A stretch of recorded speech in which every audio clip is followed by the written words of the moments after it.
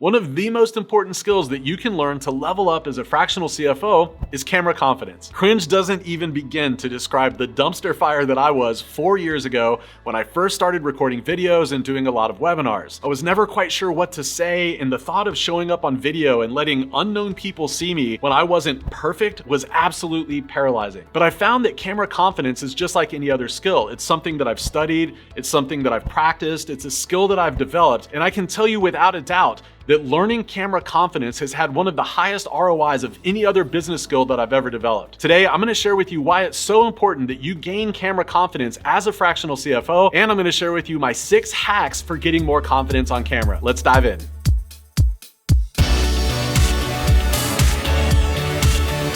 As fractional CFOs, the vast majority of the work that we do is done online. And because of that, that means that the vast majority of communications that we have with other people is done via camera. I found that there's 3 particular instances where it's so important that we have another level of confidence on camera, or it could be catastrophically devastating to our business. The first one of those times is when we get on a sales call. We spend so much time and effort getting new leads into the business, and we hop on a Zoom with them and we want them to give us thousands and thousands of dollars in exchange for our perspectives and our expertise and our leadership as fractional CFOs. But the reality is, if we get on camera with those leads and it shows that we don't have confidence in what we're saying, if we don't have confidence in how we're showing up on camera, that lead is going to equate our lack of confidence on camera with the value of the CFO services that we provide. And the reason for that is they're looking for someone that is a leader, and you've got to show and kind of exude that level of confidence on camera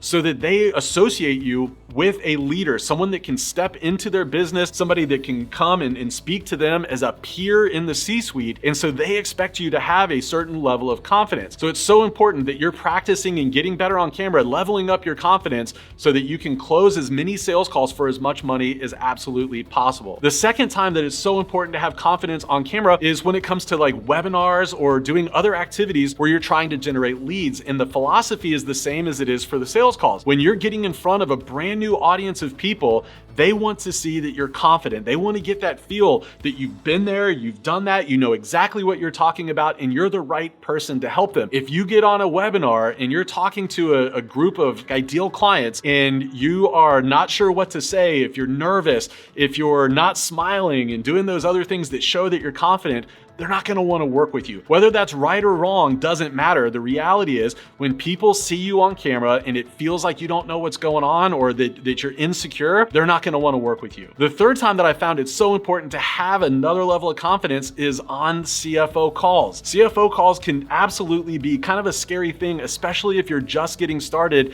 in the fractional CFO space. So when you show up on those calls and a client has paid you, they've agreed to pay you those thousands of dollars, when you show up on those calls and you're timid and you're not making eye contact with the camera at a frequent basis, if you're getting on those calls and it doesn't seem like you're certain about the direction that you're leading the call, the client can't help but assume that maybe you don't know what you're talking about. And that's the last thing that we want as fractional CFOs, is to have the client thinking that we're not on our A game, that we don't know exactly what's going on in what we're doing. So it's so important that you show up again on those CFO calls with a higher level of confidence. The fourth time that I think it's really important to get good on camera is actually if you're going to be getting on stage or going to networking events or doing other things in person. And the reason I found that getting confident on camera translates in person so well is because if you can get on camera and be confident, which requires you to understand roughly what you're gonna say. It requires you to understand the direction that the conversation's going, the objectives that you're trying to have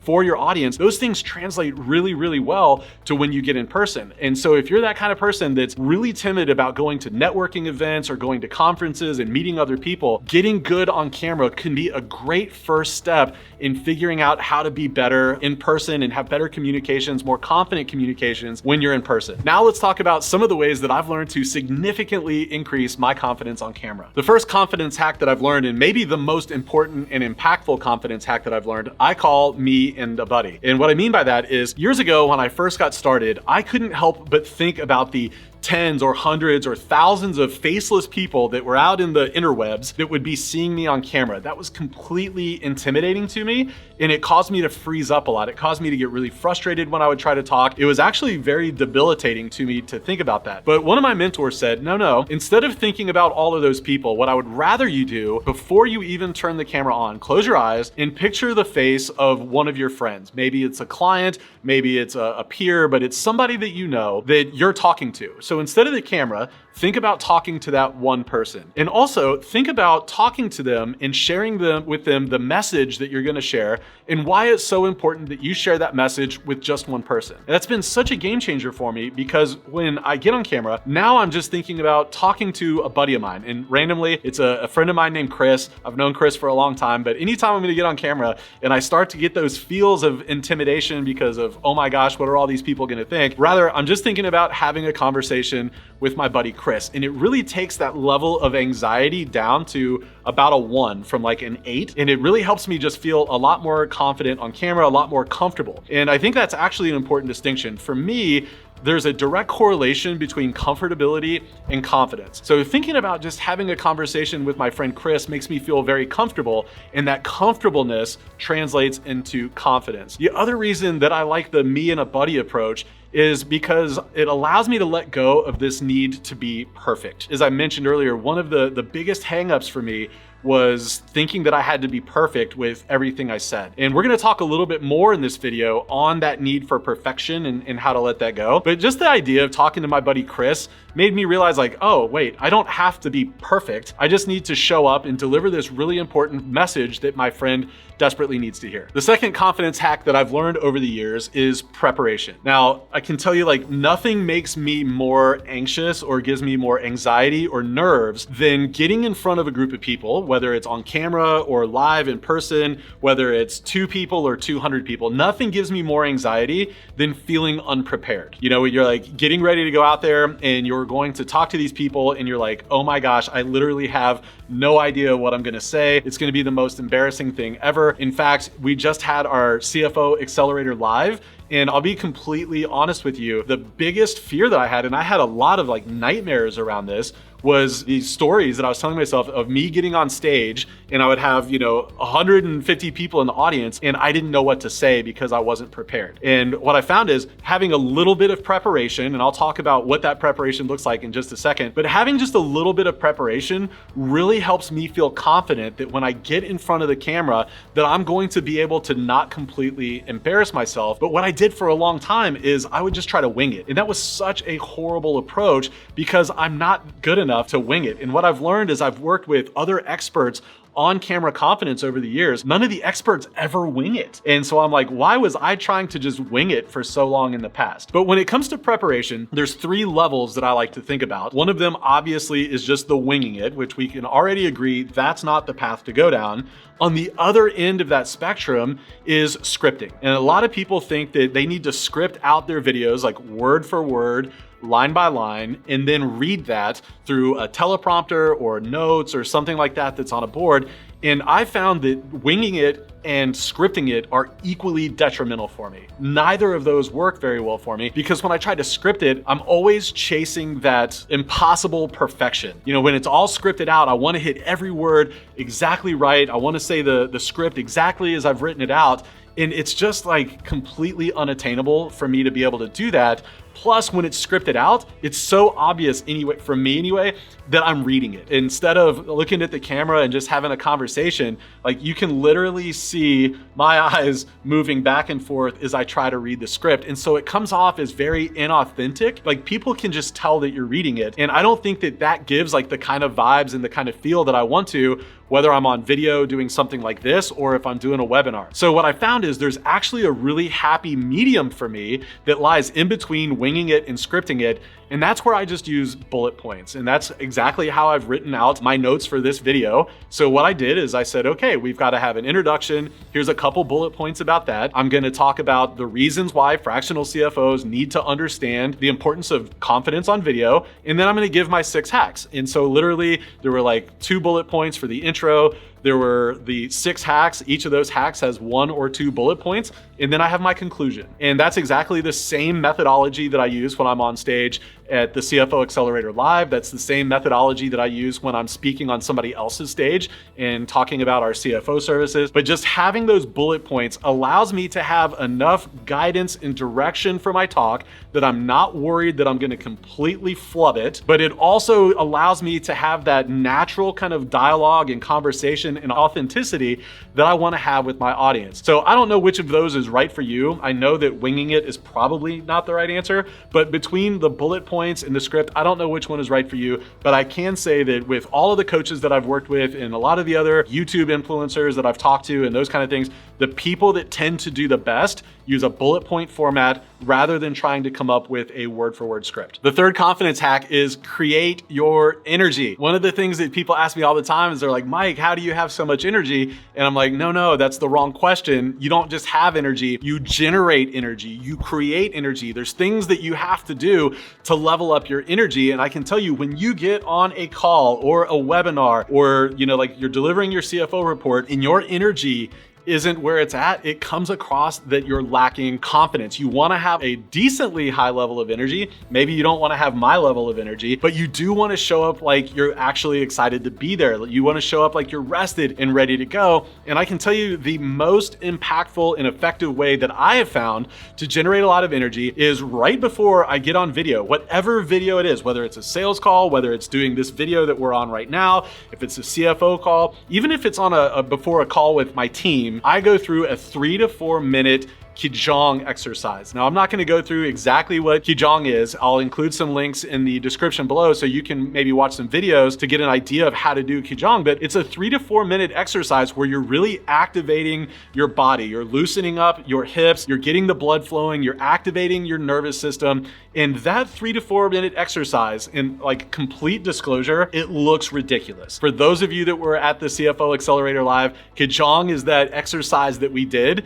before every single keynote that I was doing. So it looks a little bit silly, but you also know that it absolutely works. It's definitely something that you can do in private. It's nothing crazy. Again, it's just an activation exercise so that when you get on camera, you've got that level of energy, and with energy absolutely comes confidence. The person on the other end of the camera is going to feel it. You're going to feel it. Again, 3 to 4 minutes. Why would you not go through the Qigong exercise or something like that to get your blood flowing so that you can show up with a little more confidence? Some other people that I know, they do some variations of it. I know people that literally jump on a small trampoline in their office before they get on camera. A good buddy of mine, he goes and skips back and forth down the hallway like you might do when you are in like kindergarten or something like that. Find that thing that works for you though to get the blood flowing and the energy going. Now that said, I do want to give you a couple of lookouts. There's some things that I've tried in the past. There's some things that I've seen other people try in the past to get their energy up, but they're actually counterproductive. And one of those things is drinking caffeine. Caffeine is the obvious thing,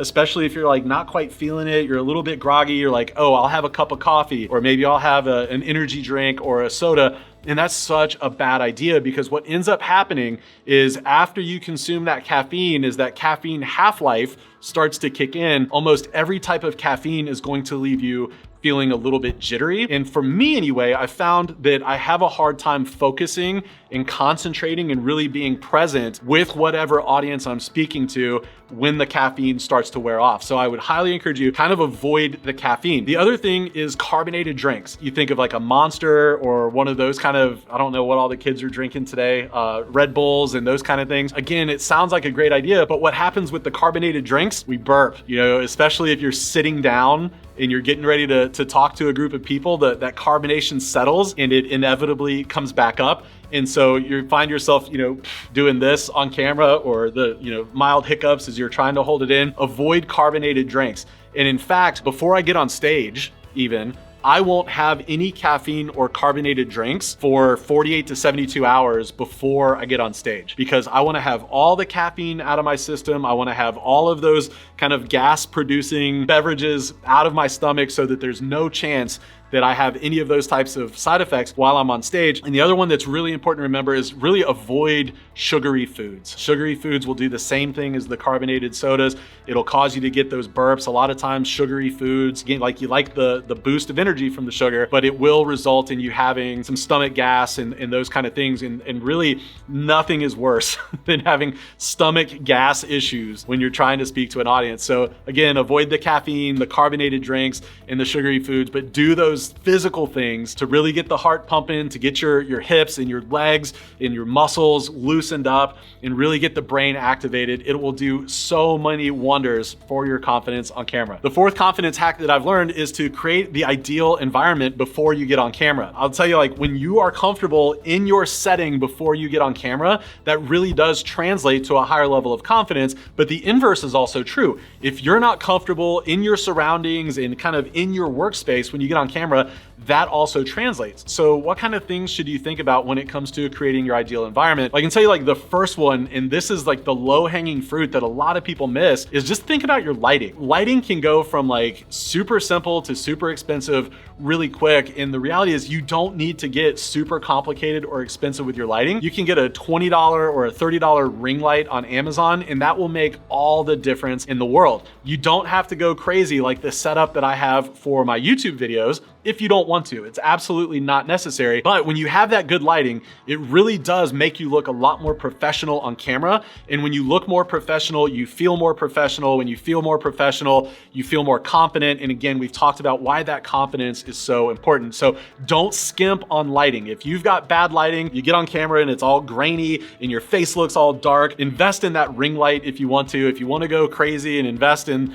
the key light and the fill lights and all the other things, you can do that. I'll include some links below on some resources where you can just go crazy with lighting and have it look amazing, but you don't actually need to do that. Just get the ring light if you don't have anything else. The second thing that I found is so important when it comes to creating that ideal environment is get a room that's quiet. And so for a lot of us, maybe you work from home. That means put the dog out in the backyard. Maybe that means locking the kids up in the bedroom and put them in front of, their iPad so they can watch Minecraft video, whatever it is that kids are watching today. But what I've learned is, like, when you're worried about the dog barking, or maybe the dog does bark, or the kids are knocking on the door or yelling at you, it really does knock your confidence down because you're not really sure about what to expect. And it just looks unprofessional, when the dog starts barking or when the kids barge into the room. So really think through, like, what are those things in my environment that I need to kind of put aside or put into like a safety zone so that they don't come in and like ruin whatever it is I'm trying to do. Another one to think about,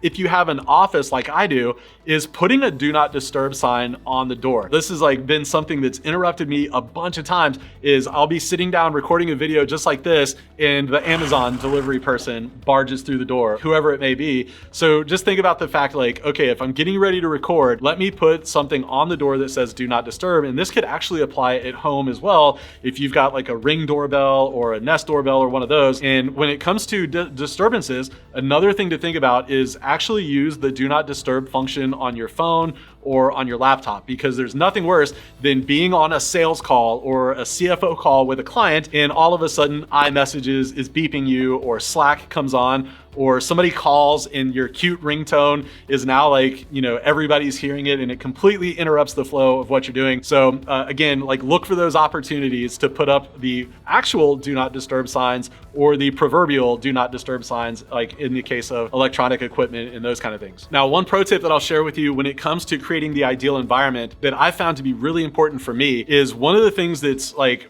really important as far as an ideal environment goes is simplicity. Now, I got to this point where I had like really complex photography, like camera equipment and the lights and all of the things. And particularly before I had this office where I could have a permanent setup, it was like, 30 to 45 minutes to get everything set up before I could hit record. And what I found is the more time it took and the more complexity there was to getting started with shooting on camera, the less likely that I was to actually start shooting on camera. And so I really encourage you, like, Try not to overcomplicate your setup. Again, like the ring light, you turn on the ring light, you turn on the camera, and you're off to do your webinar, you're off to record your YouTube video, you're off to do the sales call. Just keep it as absolutely simple as possible, and that will set you up for success. When you're not sure about how much time and effort it's going to take, that really does knock into your confidence, because you're worried about like, oh, is the camera not going to work this time? If I forgot to push this button, maybe the mic's not set up. Really try to focus on keeping things as absolutely simple as possible. The fifth confidence hack that I want to share with you is smile. That's right, smile. And I can tell you there are two big benefits to smiling as it relates to confidence. The first one is when you smile, it signals to the other person that you actually like want to be there, that you're excited about being there. I can't tell you how many people in our industry I see on camera and they're not smiling. I don't know what it is about fractional CFOs and smiling on camera that's so hard. But I can tell you, like, when you don't smile, people don't want to be around that. Like, that doesn't give off the kind of energy that people want to surround themselves with. The other benefit to it is because so few people smile and actually like show up like they want to be there, it starts to become a competitive advantage for you because like nobody else is doing it. So the first big reason to smile is, one, is it signals to other people you want to be there. But number two is, I'm not a scientist, but when I smile, there's like chemical things that happen inside of me or in my brain. I don't know where it's happening, but when I smile, it releases like endorphins or something inside of me, and it helps me show up with more confidence. It helps me show up from a place of increased joy and gratitude and energy and fulfillment. So smiling is like beneficial, yes, to the people that are watching you on camera, but it's also beneficial to you. Along with that, there's other best practices that I can't emphasize enough. Things like posture. Don't slouch down on your desk while you're talking on camera. Don't have your hands in your pocket. Think about standing upright, shoulders down, lean forward a little bit. All of those little things help you feel more confident, but more importantly, they also portray, again, that increased sense of value, that increased like brand that you're trying to convey on camera. So, really think about, am I smiling when I'm on camera? I know it can be hard sometimes, but again, it's one of those things, if you'll just practice it a little bit, it'll come naturally and you won't even have to think about it for very long. The sixth confidence hack that I've learned is to embrace imperfection. For some reason, a lot of us in our industry, myself included, we want everything we do to be like perfect, like 100%. We want to be the A+ student on every single thing that we touch. But the reality is, you're never going to film a perfect video. You're never going to have the perfect webinar. You're never going to not stutter or say something wrong or forget exactly what it was you were going to say. And in fact, you're never going to do anything truly perfect in life. We're chasing this idea of perfect, and what ends up happening is it slows us down, or it stops us completely because we get paralyzed by the fact that we're not perfect. The other thing that I've learned that, again, I lose sight of this as much as anybody, is the closer we get to perfect, the more polished that we become, the less relatable we are, the less authentic we seem to our audience. And as we become less and less authentic, people start to feel like they can't relate to us, or that we're hiding something, or there's something like fishy going on. And so this idea like that vulnerability leads to trust is so important. And the best way that you can be vulnerable is to just let people see your imperfections. And so quit trying to chase that idea of perfection and instead leverage the power that you being on video can have. I don't know if you're anything like me, but impact for me is everything. And I've learned that video is so important to me leveling up my impact. The more webinars that I do, the more sales calls that I get on, the more audiences that I can speak to increases the level of impact that I have. And the more impact that I have, the more fulfillment I get, the more joy and energy and just happiness that I'm able to have as a fractional CFO. And the key to that, like the biggest unlock for me, was doing more video. And so really, as you're like journeying into the world of video, really think about some of these hacks and how you can apply them to your business. The first one, it's just you and a buddy. Act like you're talking to a buddy on camera. Don't worry about all the other people. Just have that kind of natural, comfortable conversation with a buddy. Number two is prepare. Don't show up and wing it. Don't script it, but have those bullet points kind of ready to go. Feel prepared before you hit start on the camera. Number three is you don't have energy, you create energy. Find some kind of a warm-up routine, something you can do so that you have energy and vibrance and aliveness when you get on camera. Number four is create your ideal environment. The big one for that is just like some very basic lighting things. Number five, smile right? Act like you want to be here. Have some great posture and body language. It goes so far in communicating your confidence. And number 6 is embrace those imperfections. The thing that I want you to remember is you're recording your maybe 3rd video or you're doing your 3rd webinar. Try not to compare your 3rd effort